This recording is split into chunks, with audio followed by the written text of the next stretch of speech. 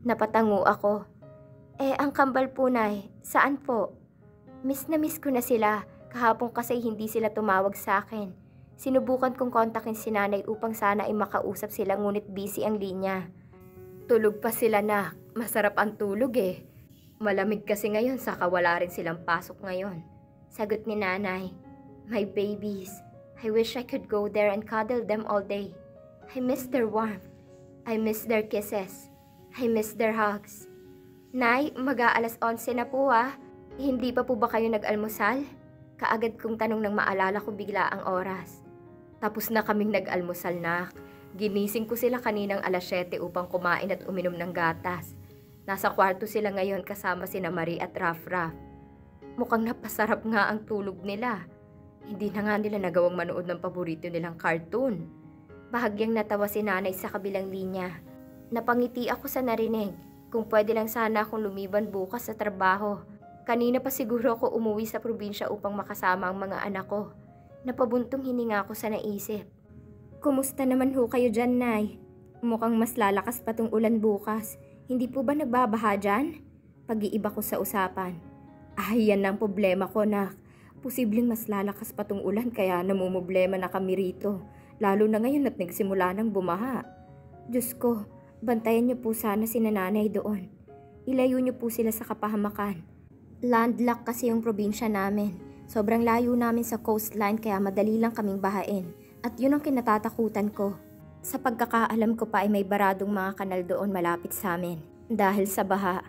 Kaya panigurado ng pinamumugaran nyo ng mga lamok. Paano na lamang ang mga anak ko? Nay, huwag niyo muna pong palabasin ng mga bata. Kayo rin po.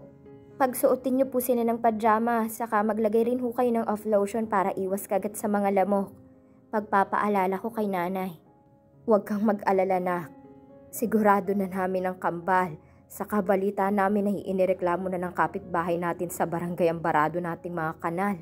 Kaya baka pinalinis na niya yun ngayon. Nakahinga ako ng maluwag. Salamat naman kung ganon.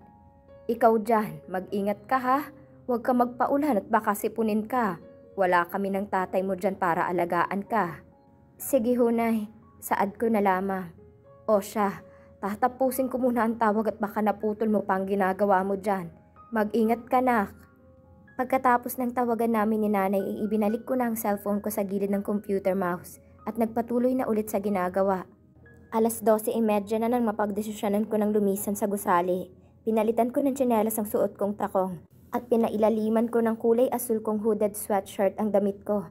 Habang naglalakad ako sa kahabaan ng corridor patungo sa elevator na sasakyan ko pababa nitong gusali, biglang may kung anong mabigat na bagay na pumatong sa aking balikat. Dahilan upang mapatigil ako sa paglalakad. What do you need this time? Pagsusuplad ako. Narinig kong pagtawa nito sa aking tabi. Kaya inirapan ko lang ito at tinanggal ang braso nitong nakapatong sa aking balikat. Akala ko magugulat ka na naman. Hindi ko na lang ito sinagot at nagpatuloy sa paglalakad. Sino pa bang ibang taong bigla-bigla na lang aakbay sa akin habang naglalakad maliban kay James? Maya-maya pa'y naramdaman ko ulit ang braso nito sa aking balikat. Uy, beast mode na naman? Biro nito. I scoffed and crossed my arms. Bitaw nga, ang bigat ng kamay mo. Sinubukan kong alisin ang kamay niya sa aking balikat, ngunit mas lalo niya lang itinikit ng kanyang braso sa akin. Tinudlo ka na naman ba? Abat, alam mo James, wala kang hiya sa katawan. Hinaan mo nga ang boses mo. Someone might hear you. Ang bastos ng bibig mo. Sit ako rito, kasabay ng pagtapak papasok sa elevator. What? Maiintindihan ba nila ang sinabi ko? He laughed. Afterwards, he entered the elevator and stood beside me. Which surprised me. Uy, saan ka ba pupunta? Uuwi ka na rin? Nagtatakang tanong ko rito. Hindi pa kasi niya uwian ngayon sa pagkakaalala ko. He showed me his playful smile as he finally let go of my shoulder. Nope, not yet. But I'm going somewhere to waste my free time. Gusto mong sumama? No thanks. I immediately answered and faked a smile. Nagkatroma na yata ako sa ganoong klaseng tanong niya. Simpleng pag-aya lang naman yun kung tutuusin. Pero sa kasong to ay posibleng hindi lang simpleng pag-aaya ang gagawin niya.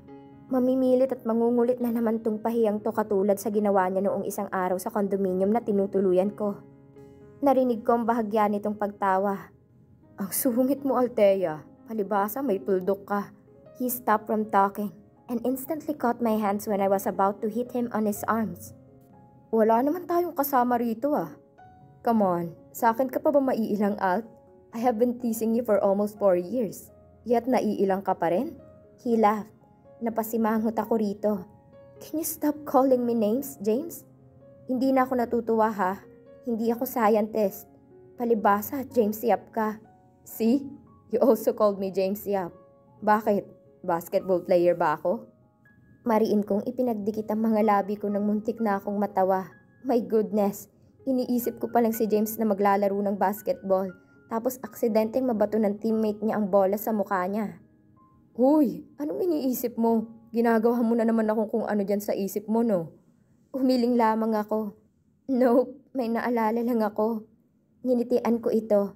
Sakto namang tumunog ang elevator. Hudyat na nakarating na kami sa ground floor.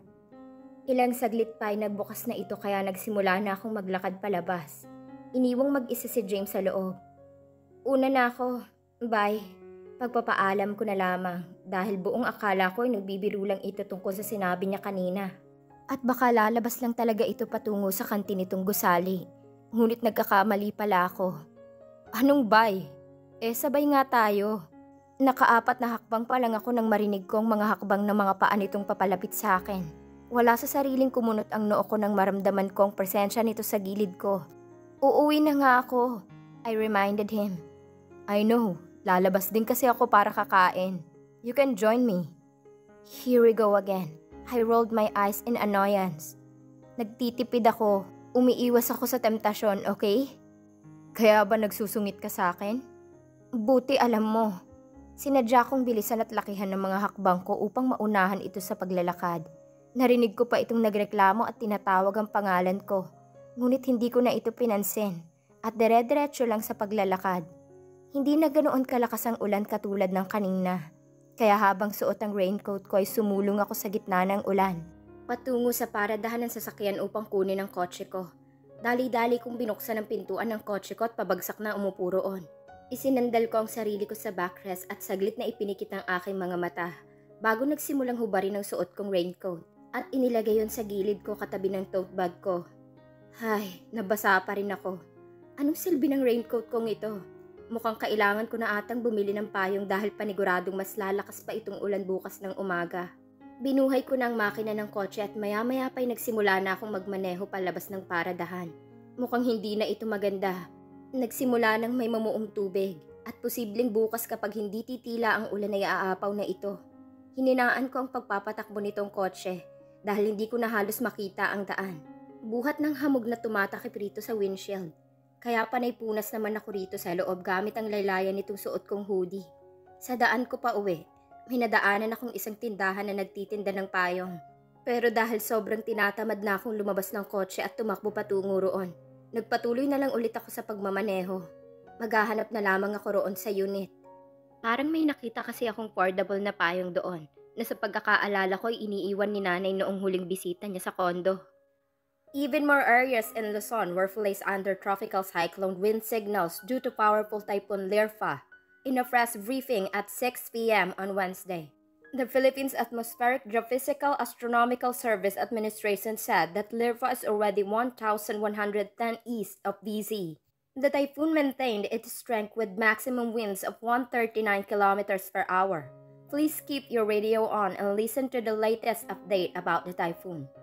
Napailing ako nang bumungad sa akin ang balita tungkol sa bagyo nang buksan ko ang radyo nitong kotse ko. That was exactly what Marvin said during the newscast. Pero iba talaga kung ako na mismo ang makikinig sa iba. Kinakabahan rin ako.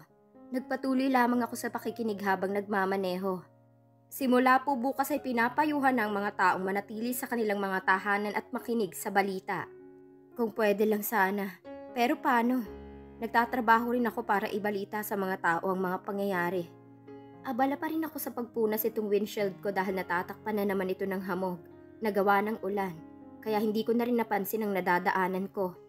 Matapos ko yung gawin ay ibinalik ko na ang tissue na ginamit ko sa dashboard at bumalik na ulit ang mata ko sa daan. Pero sa laking gulat ko ay may isang batang lalaki na bigla na lang tumakbo patungo sa gitna ng kalsada. Napasinghap ako at natataranta na inapakan ng brake dahilan upang masubsob ang mukha ko sa harapan ng kotse. Narinig ko pa ang malakas na sigaw ng bata galing sa labas nitong saradong kotse. Diyos ko, munti ka na ako makasagasa ng bata. Sobrang lakas ng kalabog ng dibdib ko. Nalalamig ang mga kamay ko sa sobrang nerbiyos. Mabilis akong lumabas ng kotse at patakbong nilapitan ng batang ngayon ay umiiyak na. Habang nakaupo sa kalsada, hindi ko alintana ang pagkabasa ko buhat ng malakas na ulan. Mama! Tinakpan nito ang kanyang mga tenga habang walang tigil na tinatawag ang kanyang mama. Lumuhod ako sa harap nito. Ang tanga ko. Munti ko nang mailagay sa panganib ang buhay ng isang bata. Kitang-kita ko kung paano manginig ang katawan nito, kaya natatakot akong hawakan ito. Iginala kong mga mata ko ngunit kamalas-malasan ay wala akong mahagilap ng mga tao. Nasa unahan lang ang restaurant na kung saan kumakain kami ni na James kapag bakante namin. Bata?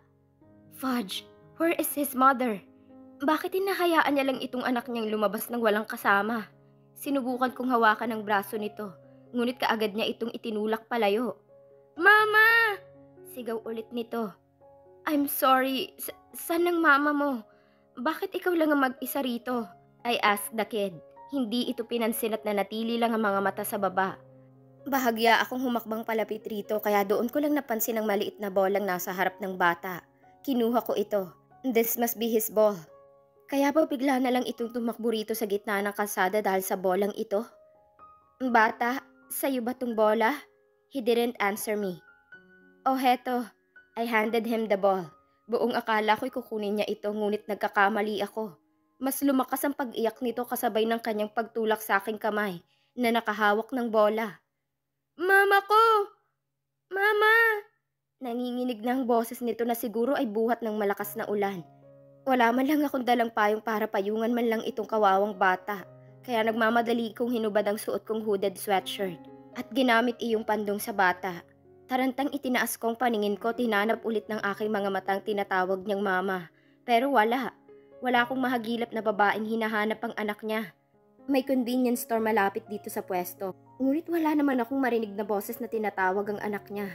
Wala man lang taong nag-atubiling pagsabihan itong batang huwag pumunta rito sa gitna ng kalsada para lang sa laruan niya. Bata, saan ang mama mo?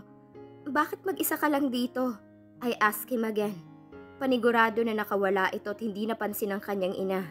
Pero katulad lamang ng kanina, hindi niya ako sinagot at nagpatuloy lang sa pag-iyak. Diyos mio, panigurado nang magkakatraffic dito dahil nakaharang itong kotse ko sa daan. Tumayo ako galing sa pagkakaupo at natataranta na kinuha ang bolang natapon. Bumalik kaagad ako pabalik sa bata at yumuko upang sana ay ibigay ito sa kanya.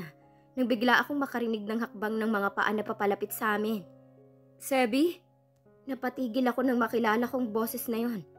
Wala sa sariling nag-angat ako ng paningin upang tingnan ito. Ngunit dahil sa ginawa kong yun ay nagtagpo ang mga mata namin. Kaagad ako nag-iwas ng tingin dito at umayos ng tayo. Althea, bakit ka nagpapaulan? Tata! Nagulat ako nang biglang sumigaw ang bata pagkatapos nanginginig na tumayo at tumakbo patungo sa kanyang direksyon. Gulat kong tiningnan ng bata na mahigpit nitong niyakap ang hita nito. Tata, what are you doing here? Where is your mama? Why are you alone? I heard him worriedly ask. I hugged myself and cleared my throat before talking. I'm sorry. Munti ka na siyang mabangga kanina dahil hinabol niyang laruan niya. He kept on calling his mother, but no one came. Siguro naman ay narinig niyang sinabi kong yon dahil nag-angat ito ng tingin sa akin. Inaasahan kong bulyaw nito dahil sa katangahan ko at muntik na akong makasagasa ng bata. Ngunit tahimik lang itong yumuko at binuhat ang bata. Pero sa hindi ko inaasahan, naglakad ito papalapit sa akin at isinilong ako sa hawak niyang payong. What do you think you're doing? Gusto mo bang magkasakit? Pasigaw nitong wika na para bang pinapagalitan niya ako. Shit lang. Alam kong posibleng lalagnatin ako at paniguradong mahihirapan ako nito sa trabaho. Pero anong magagawa ko? Muntik na ako makabangga ng isang bata. Hindi na lamang ako nagsalita. Aalis na sana ako upang bumalik na sa kotse at nang makauwi na. Ngunit biglang may boses na nagpatigil sa akin sa pagkilos. Sevi, anak? Mama! Ilang sandali pa ay nakita ko ang babaeng patakbong lumapit sa aming pwesto at kinuha ang batang kanina ay buhat-buhat ni Lucas. Diyos ko, mamatay na ako sa sobrang pag-aalala. Bakit kasi umalis ka? Hindi ba sabi ko ay hintahin mo ko roon? Bakit mo kasi sinama ang batang lumabas, May? Alam mo namang malakas ang ulan, hindi ba? Pagalit nitong saad sa babae. Sorry, okay? Nagpasukat lang kami para sa susuotin niya sa kasal ng kapatid ko. Now they are having an argument about that kid. Shit, why am I even here? Why am I watching them? Come on, it's obvious that he is lying. He was just using our marriage to get my kids. How dare he use that damn word to me? He still loves me? Then what's this? Anak niya bang batang yan? And what with that thought? I suddenly felt a pang on my chest. Iwinaksi ko kaagad ang isipang yun sa utak ko. Bahagya akong yumuko at kinuha ang hooded sweatshirt kong nahulog at isinabit yun sa braso ko. Walang paalam na umalis ako sa pwestong yun at hinayaang basain na naman ako ng ulan. Wait, Althea! Narinig ko pang pagsigaw nito ngunit hindi ko na ito pinansin at nagpatuloy lamang. Binuksan ko ng pintuan ng kotse at papasok na sana nang maramdaman kong mga kamay nito sa aking braso at hinila ako pabalik. What the heck? Mabilis kong inalis ang braso ko sa kanyang pagkakahawak. Ngunit sa pagkadismaya ko ay mas sinigpitan lamang nitong pagkakahawak niya sa braso ko. What do you want? Basa ka na. Wala ka na naman bandalang payong. Paano kung magkasakit ka? Ngayon ko lang napansin na wala na pala itong hawak na payong dahil binigay niya yun sa babaeng yun. Kaya pareho na kaming basa sa ulan. I told you, Valiente. I'm just worried about the kid. Now, could you please let go of me? Mas lalo lang akong lalagnatin dahil sa'yo. I blurted. Damn, we're already making a scene here. Doon lang siguro niya napagtantong nasa gitna pala kami ng kalsada, kaya wala sa sariling binitiwan niya ang kamay ko. Ginamit ko naman ang pagkakataong yun upang pumasok ng kotse at nang makaalis na sa lugar na yon. Wow, just wow. Fucking coincidence. Of all the people, bakit yung bata pa? Suddenly I laughed like an idiot when what happened earlier played inside my mind. Mama? Tata? What a happy family. Ang kapal naman ng pagmumukha niyang lumapit-lapit sa mga anak ko at sabihing mahal niya ako. Where in fact may anak na pala siya sa babaeng yun. Damn it. Why can't he just sign the annulment papers I sent? Para utuhin ang pamilya ko at ang mga anak ko? I drove the car as fast as I could. Good thing I arrived at the condo safely. Hindi ko nga alam kung paano ko ginawang magmaneho kung gayong sobrang labo ng salamin nitong windshield ng kotse dahil sa namumuong hamog. Kahit basang-basa na isinuot ko pa rin ang raincoat ko, papasok ng gusali patungo sa condo unit ko. Pagkarating ko'y naligo kaagad ako at uminom ng gamot upang maiwasang lagnatin. Nagbihis na ako at sinuot ang paborito kong pajama bago tuluyang nagtungo palabas ng kwarto upang i-check ang mga gamit kong nasa loob ng tote bag ko. Mabuti na lang talaga at walang mga importanteng papel ang nakapaloob doon, kundi patay ako. Kasunod niyon ay ang paghanap ko ng cellphone ko. Shoot! Nasa pinakailalim pala ito nakalagay. Kaya nang kuhanin ko ito'y basa ng screen dahil ipinatong ko ang bag ko kanina sa suot kong raincoat. Mabilis ko itong pinunasan gamit ang laylayan ng suot kong pajama. Pagkatapos ay binuksan ko ito. Jeez! Napapikit ako at maluwag na napahinga nang makitang walang problema ang cellphone ko. Hayaw kong masira itong cellphone na to. Naglalaman kasi rito ang mga litrato ng mga anak ko, simula pa noong mga bata pa sila. Ito rin na nagsisilbing alaala ng kauna-unahang sweldo ko sa trabaho sa istasyon. Binuksan ko na ulit ang cellphone ko kaya bumungad sa akin ang mukha ng mga anak kong ginamit kong lock screen.